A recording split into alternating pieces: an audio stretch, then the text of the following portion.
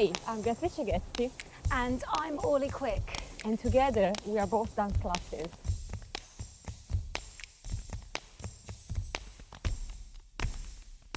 Welcome back to our second collection of Both Dance Meets, which is part of our ongoing project for the Teachers Rehab. In this second edition, we are interviewing 5 practitioners who have made an important contribution to the dance scene in the UK. We'll meet Angela Andrews, a Lindy Hop veteran. We will meet Hannah Sampson and Emmy Butler from Stopgap. Gabriel Bravo Rivera, aka Happy Feet, a Dominican bachata specialist. And Donna Schoenher, founder and director of Ballet for Life and Moving to Wellbeing. We hope you enjoy these new interviews. And if you missed the first collection, you can catch up and head to our YouTube channel. Enjoy! I'm too renegade for all of that stuff, you know what I mean? Who's it? Oh, yeah, What's up? Angela, Angela. Yeah. I know. Bloody hell. Why don't we have this interview out sitting out and having a cup of tea or something? You know what I mean? What? Have we got a cup of tea, by the way, when we're interviewing? We have got a cup of tea. Oh, We've yeah. got everything for you. Biscuits. Oh, bless. Oh, no, biscuits. Oh, yeah, maybe I could do a Yeah, biscuit. you Yeah, I can could do a biscuit, Yeah, yeah. I could do a biscuit. And anyway, so exactly. Oh, that's nice, isn't it? You see, okay, take a picture of us here. Look, look, look, look. Oh, I love yes. flowers. Look, look, look. Can Me you take a too, picture? Me too. No, but we are on You can do a camera. still, can't you? That's nice. We're just being I still love for it. you. Look, see? Oh, beautiful. Geraniums. Flowers Yeah, among yeah. the flowers. Flowers among Yeah, the flowers among the flowers. Yeah, yeah. For later. Let's have a cup of tea inside. Cup of tea. Let's get a cuppa. Yeah. For real. Thank you. Let's get a cuppa. So yeah, I grew up in music and I've always danced. So when people say, when did you start dancing? I'm like, I've always danced. Maybe the question needs to be, when did you choose dance as a vocation? I think that's probably when I fell into it, probably around about 97, something like that. Because I was, as I was mentioning when we were walking, I actually was an engineer. I started off as an electronic engineer. So you know all of these mobile phones and stuff like that? I was doing the programming back in the day. So if there's any kind of problems, don't come and call for me because that's, it's a different program, But so I did that, and then I did 3 things, 3 or 4 things running parallel. So music and dance has always been part of my life. I went to conservatoire. I did music, okay? So that was more like classical. I played the organ for church. That was more like sacred music. And then I also was a youth worker. So I worked in the church, but I also worked in the local council. So I worked for Hackney and Tower Hamlets. I worked for, so all these things are running parallel. And in the evening, I'll go out and dance my socks off because I enjoy jazz. You know what I mean?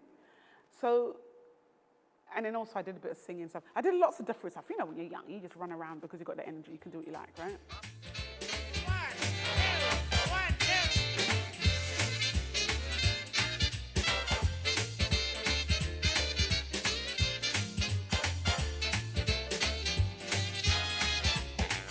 Prior to that, I was doing something called Sarok, which is a jive dance, which is basically a derivative of Lindy Hop, really, basically. And it's a product, and it's a very good product, I would say. But it's a way of making jive very easy. So it's a count of 4 as opposed to syncopated beats and stuff like that. Anyway, so I started off in that, and that was, that was 89. Oh my goodness. Okay, reel back a little bit. I started doing jive in 87 at the local art centre, Chats Palace, which if anybody's watching this at some point, please, let's just go in there and save that place. It's a bit political on my point, but anyway, let's go and save it because it's one of the best places. It is a community centre and it's gone through its ups and downs. Anyway, started doing jive there, local class. And then when I went to work for this company, I met a friend of mine who said, let's go and do Ciroc. I was like, oh, wow. Because at that point, and I was already interested in those movies, you know, the black and white movies, the, you know, Cecil B. DeMille, all those kind of things, all those old school black and white movies that used to have. So I watched those all along. So when you asked me, when did you start dancing? I've always been dancing. I've always been interested in that genre of music and you know, that art form. Even though I wouldn't have said that was the case. It was just that I was locked into this kind of stuff at TV, you know, on TV. Anyway, so when she proposed this, when she said to me, "Oh look, let's got this thing, this jive dancing," I knew what it was, but I didn't know where to access it. You know, so I went there in '88 because we joined the same company, my friend and I. We're still friends, thank God for that. And then from that, I saw people doing Lindy Hop, which I didn't know what it was at the time. And then from that, they told a friend of mine, great friend of mine, Chris Carter, he said to me, "Look, there's Angela, you do really good doing this Lindy Hop thing." I said, "Oh yeah, I'd love to do that. Where is it?" And he said to me, "Oh, it's going to open up in Leicester Square in Notre Dame Hall," which is just up the road up here, right? So when I get to this dance space now, I'm not thinking that I'm dancing because I'm an artist. I'm dancing because I have to. I'm dancing because I've seen this thing on TV, on TV, and I've listened to the music, and there it is in real life in 3D, and I'm doing it. I'm not thinking anything more about it. It's just that, okay, I found my place. This is good, and that's it. You know, I wasn't thinking anything further than that. It's only in later years that recently, actually, that I go, oh, I'm an artist. Being this grassroots social dancing type person, but actually being a creative all my life, you know what I mean? Yeah.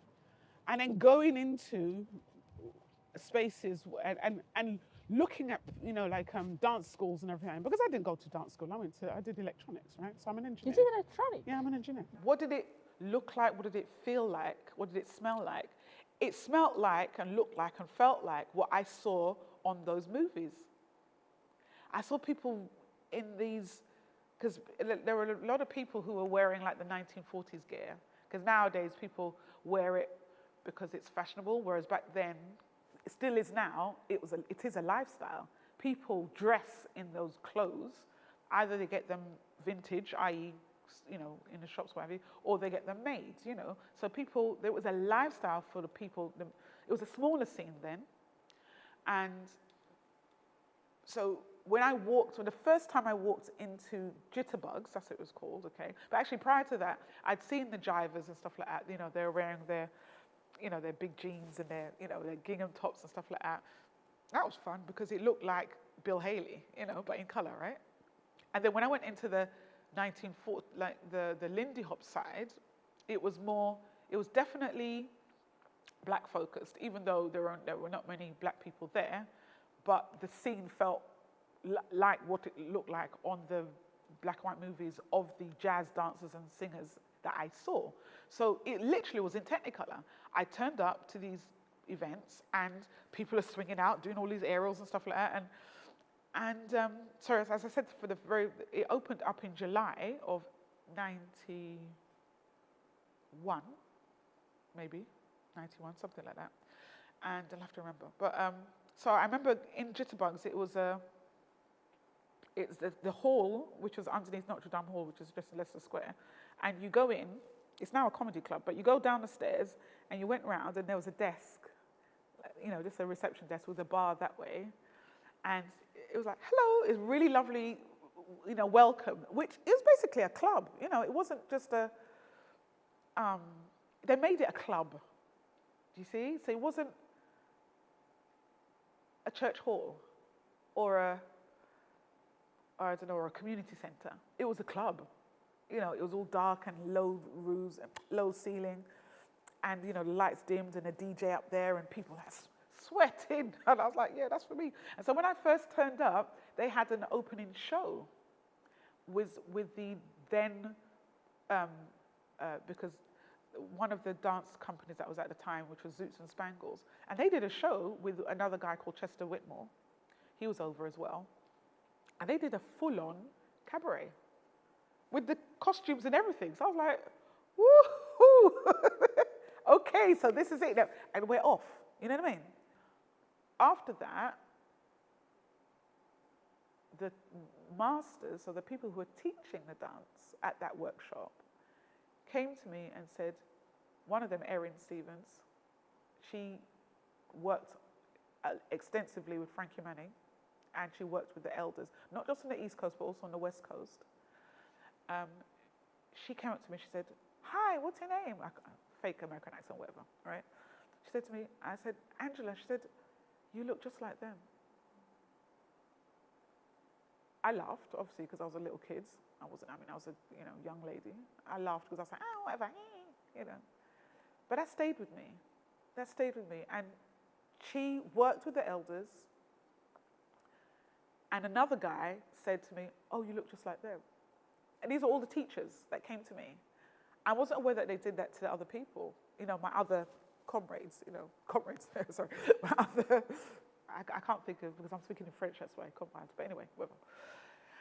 So they came to me and they said, oh, Angela, you look just like them. I was like, oh. And then after that, I started getting teaching requests, you know. So here I am with my cup of tea and a biscuit. People are asking me questions. I'm not eating at the Saturday night fish fry in New York, Harlem, yet I seem to have this,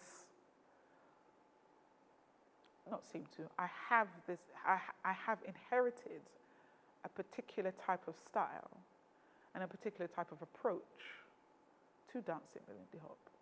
Whether that has come from watching the videos or the films all of that time, but there's definitely something in that dance, in this dance, that frees me.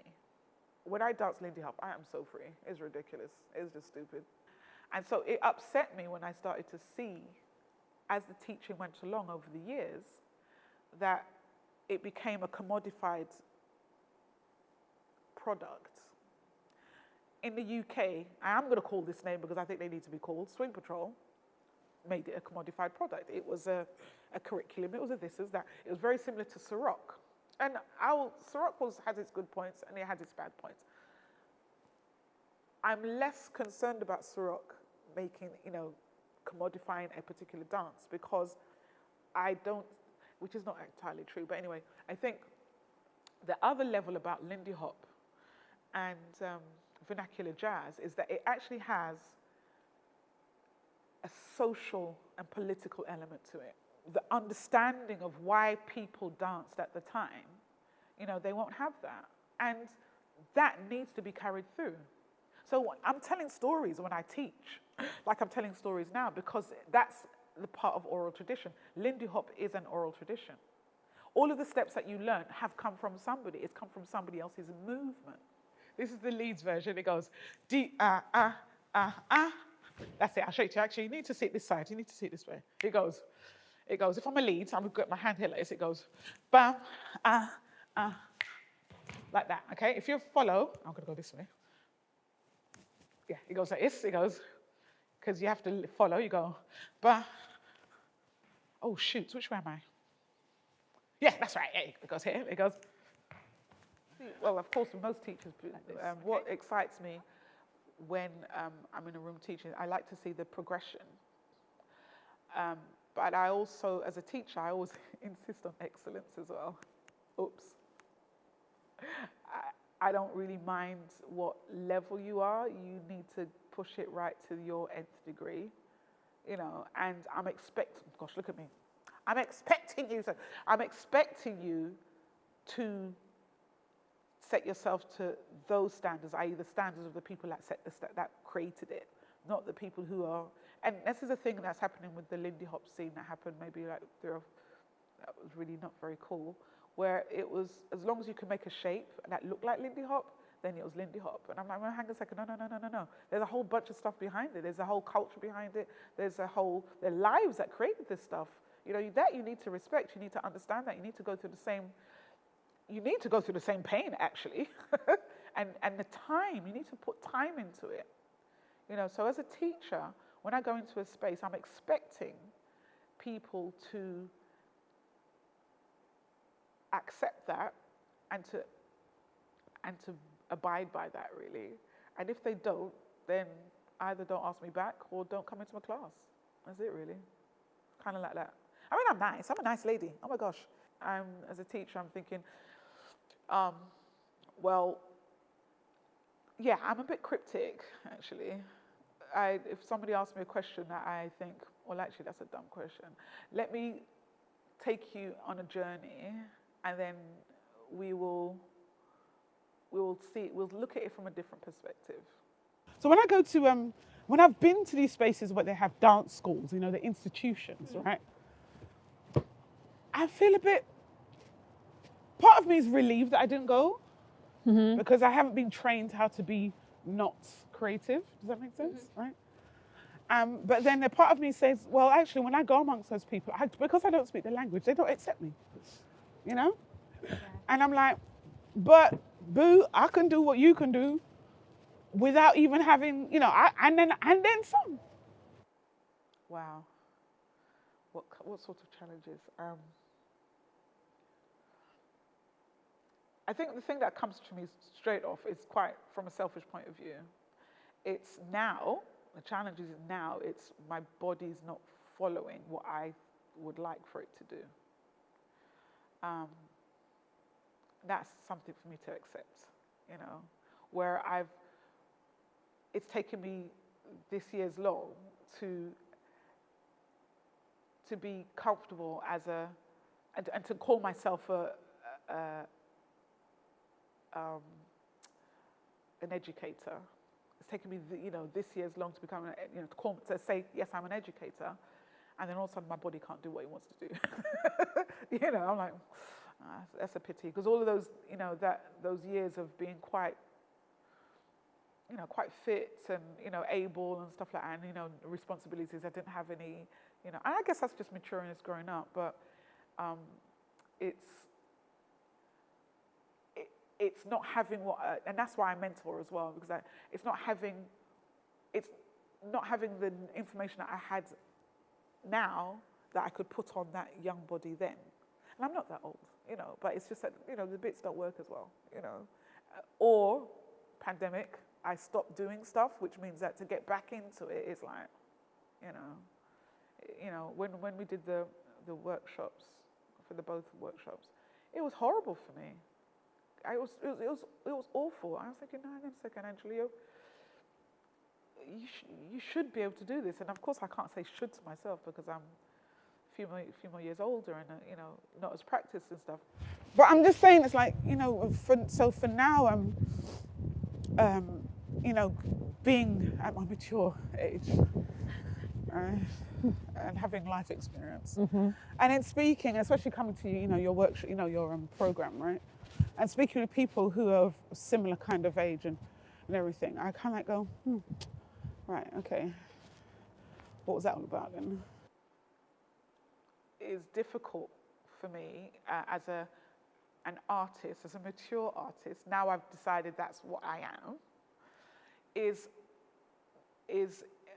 integrating, stepping into, having conversation with institutions. And institutionalized dancers. So, because I don't speak their language, they don't know me, yet I have 35 plus years of experience of teaching. Actually, I have more years of teaching experience. 35 years of doing this Lindy Hop thing. No, I didn't go to dance school. Frankie Manning famously said, asked people, he was asked a question, oh, have you trained? And he goes, yes, I'm a trained dancer because I used to practice at the Savoy every day of the week for hours. So yeah, whilst I was doing my little sticking wires together and, you know, cleaning off the black and white wires and sticking them into a thing, in the evenings, I was sweating it off. That is practice, that is training. I was trained, I might not have taken, I mean, I did take class with some of the, you know, I was a Frankie Manning's assistant for like 10 years. When he used to come over to Europe, I I felt what it feels like to dance with an original. I mean, the guy's in Hells Are Popping, for crying out loud, and I'm swinging out with this person. So I know what it feels like to dance Lindy Hop. You see what I mean? So when I go to the institutes and I speak to them, I'm just not, I feel like I'm just looked over, ignored, and it's such a shame. A bit, it's coming up less now because, you know, I'm speaking a language, you know, I'm a movement practitioner, you know, I dance with flaw. I do all of that. But the snobbery is annoying. It's rather annoying. And because I'm quite a direct lady, she says, flattering her eyelashes, you know, I'm like, whatever, you know, I'm doing my thing, and I'm starting to get support within these areas, and I think it's very much, excuse me, I think it's very much black is the new black. I'm appreciative of that, you know, black is the new black, and whilst it's here, yeah, I'm jumping on that wave, thank you very much. It's a good thing that I'm probably coming to it now, because I think when I was younger, I was too fiery. I was very fiery, actually. I was like, in your face, whatever, and I would get into it just like that. Whereas now I'm a little bit more kind of relaxed. I still got the same approach, but it's not as fiery. The fire is inside. My approach is still as strong, but it's not as like this. So when I have these conversations with people who I really are quite condescending, I know how to talk to them. I know how to deal with the situation, you know. But being British, you know, a cup of tea and a biscuit, Marks and Spencer's, you know what I mean? It's not the same thing as eating fried chicken at one of the delis in Harlem. It's not the same thing. So how do I reconcile that, you know? Lindy Hop is getting more recognition now in the UK. I think the UK dancers are pretty good. I think what we have as a social scene are people who actually spent time with the elders. Whereas I think, unfortunately for the Americans, they didn't spend time with their elders, so they don't have that information. Some of the Europeans as well, but I think in terms of danceability, I think, I'm gonna be specific, Black British dancers are pretty good. And they, in my opinion, they need to step away from the fear of being pigeonholed. That's what I think. There are some black dancers who are not so good, but hey, let's just let visuals decide that so people can see. I think that, as one of my students said, you know, you have to just put two people together, side on, then you'll understand. You know, we're talking about standards, you know? Because the general public needs to see Lindy Hop in its authenticity, and not as and it needs to be, its palette needs to be re-educated about what Lindy Hop and African American vernacular jazz is. You know, that's what it needs. It needs a I don't want to say rebranding, but Lindy Hop was branded as this thing, okay, of jazz hands and, you know, fluffy skirts or this pseudo vintage look, okay, very polished, okay. Lindy Hop is very polished, it's very precise, but it's also chaotic at the same time, you know, and that is the skill. How can you be chaotic? If you see some of these dancers back in the day, the pure physical energy, but the precision, I mean, how can you do that? How can you do that and dance to music at the same time when the music sounds chaotic? But it's not. It's all quite clear. Anyway. Mm-hmm. But yeah, so these artist people things. So there I am, like bloody doing this stuff, and you know, and actually self-producing, which I didn't even have the vocabulary for that. You know, I mean, I was just making shit happen. You get me? The reason why I'm tired today is because I went to France to go and pick up my archives. So that's the thing I'm doing. I've got a commission at Siobhan Davis. Look at me, it's institutions. Oh my God, I'm in an institution. I'm so glad I didn't come through it as a young person, because I would have got kicked out, because I'm too renegade for all of that. I can't be doing with rules. I mean, I went to Catholic church.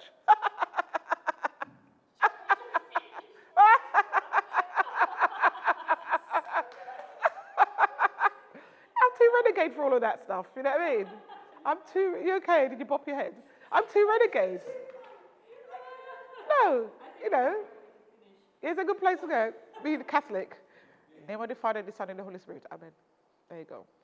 Yeah, so I'm glad I didn't go to Catholic school. I'm glad I didn't go through institutions, because I am way too renegade. They would have kicked me out, and I probably would have done something else. So the fact that I didn't go through those journeys, and I was able to express myself, I think is a godsend thing, really, that I could express myself totally creatively, totally with a free of mind, without the rules, that I didn't have to buck up against a fight, because it might have crushed me.